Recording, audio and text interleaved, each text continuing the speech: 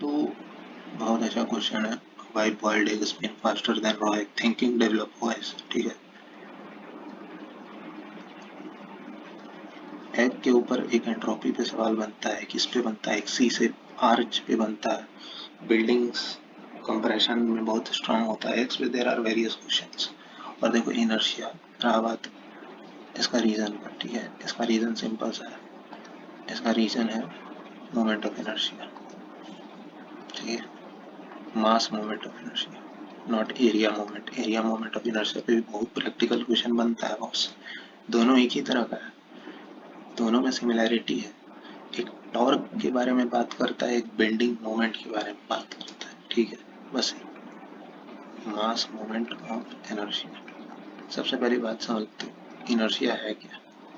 Inertia तो सबसे पहली बात ये है कि ये प्रॉपर्टी है किसी भी, न्यूटन का पहला लॉ ही है इनर्शिया। अगर कोई बॉडी अपना रेस्ट में है तो वो अपना स्टेट चेंज करना नहीं चाहता, ठीक है। वो उसको रेजिस्ट करता है। अगर हम यहाँ फोर्स लगाते हैं इस पे, ठीक है, तो एक रेजिस्टिंग फोर्स डेवलप होता है, जैसा फ्रिक्शन कहते हैं, ठीक है। और ये अब हिलना नहीं चाह रहा, ठीक है। बेसिक सा बात ये है।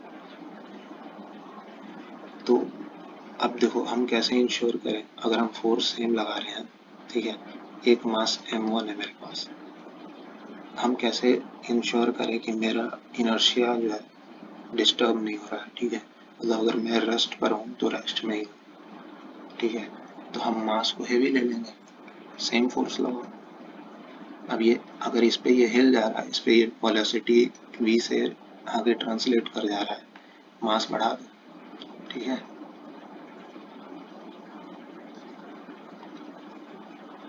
मास बढ़ाने से अब सेम बल लगाओ लेकिन रिजल्ट सेम नहीं आएगा,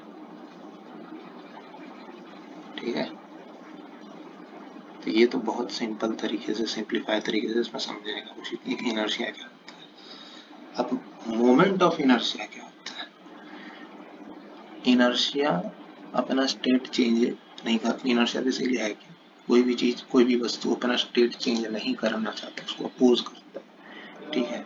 उसके लिए हमने देखा कि हमने मास बढ़ा दिया। अब मोमेंट ऑफ इनर्शिया किसी, ये ट्रांसलेशनल मोशन का खेल था भाई।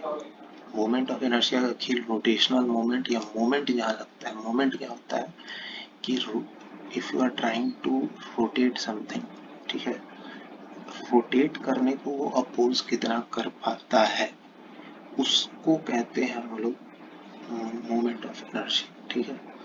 मास मोमेंट ऑफ इनर्शिया, ठीक है। रोटेट करने को कितना अपोज कर पाता है, मतलब जैसे यहाँ पे फोर्स को कितना अपोज कर पा रहा है, ये फोर्स को कम अपोज कर पा रहा है, ठीक है। ये फोर्स को ज्यादा अपोज कर पा रहा है क्योंकि इसका इनर्शिया ज्यादा है, ठीक है। अब मूवमेंट को कौन ज्यादा अपोज कर पाएगा, मूवमेंट को ज्यादा यानी टॉर्क को ज्यादा कौन अपोज कर पाएगा, वो बताएगा मोमेंट ऑफ इनर्शिया, ठीक है। तो मोमेंट को वो ज्यादा अपोज कर पाएगा, जैसे सपोज करो यही 10 kg का ब्लॉक है, ठीक है, और यही 10 kg का ब्लॉक में हम लोग है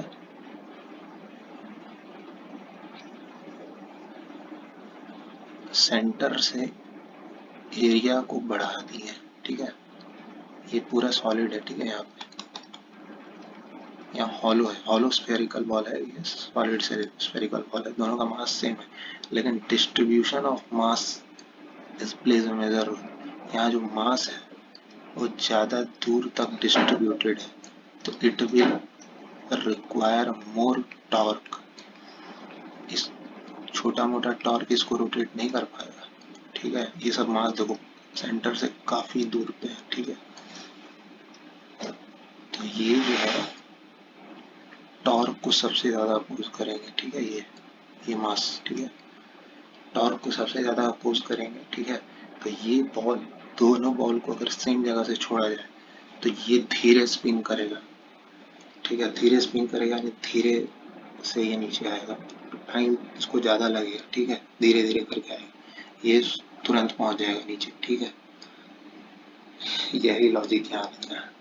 अरे भैया बॉइल्ड एग क्या है?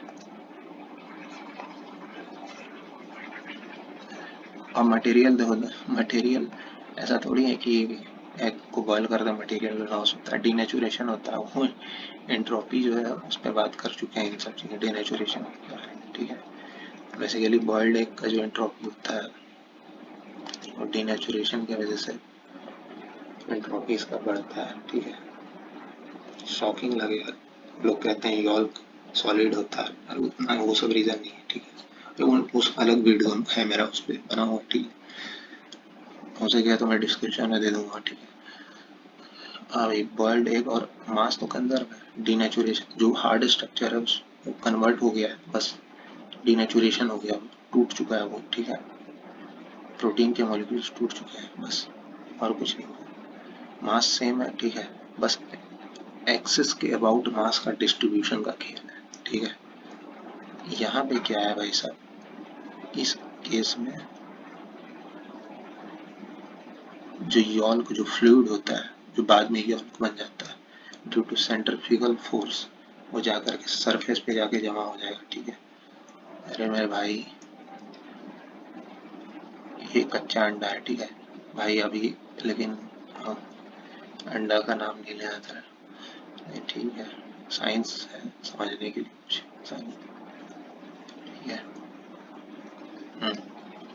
तो इस ये जो सेंट्रीफ्यूगल फोर्स के कारण ये जो मासेस है जाकर के आउटर पेरिफेरी पे जमा हो जाएंगे, मतलब मास का जो डिस्ट्रीब्यूशन है वो सेंटर से बहुत, डिस्ट्रीब्यूशन मास का जो है वो ज़्यादा दूर तक है, ठीक है, एज कंपेयर टू हेयर।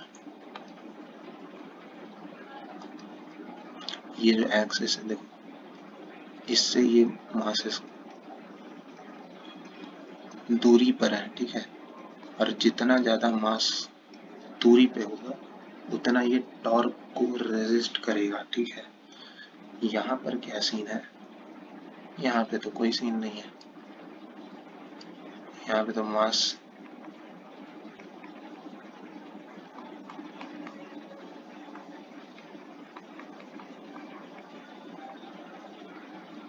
कुछ पार्ट तो वाइट भी होगा, ठीक है।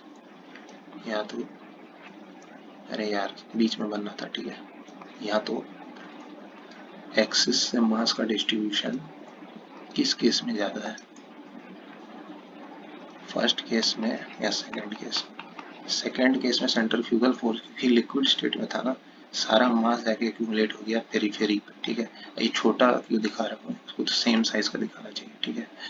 वो मेरी गलती है, इसको थोड़ा सेम साइज का दिखा दो ताकि कोई कंफ्यूजन ना चला जाए, ठीक है।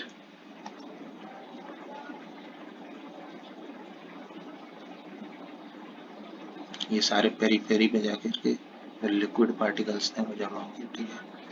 तो होगा क्या, ये लिक्विड पार्टिकल्स जो है they will offer resistance to the torque, ठीक है। और ये धीरे धीरे स्पिन करेगा, स्पिन करेगा क्या, इसको रुकने में भी टाइम कम लगेगा एज कम्पेयर टू दिस, ये तेजी से स्पिन करेगा, ठीक है। अगर वीडियो ढंग का लगा हो लाइक तो बनता है बस, ये कंटेंट में तो मेरे को लगता है कंटेंट में दम था, ठीक है। और आगे भी करेंगे इस तरह के बहुत सारे क्वेश्चंस करेंगे प्रैक्टिकल से related. Area moment of inertia पे और भी क्वेश्चंस बनते हैं, वो सॉलिड मैकेनिक्स का पार्ट हो जाता है, ठीक है।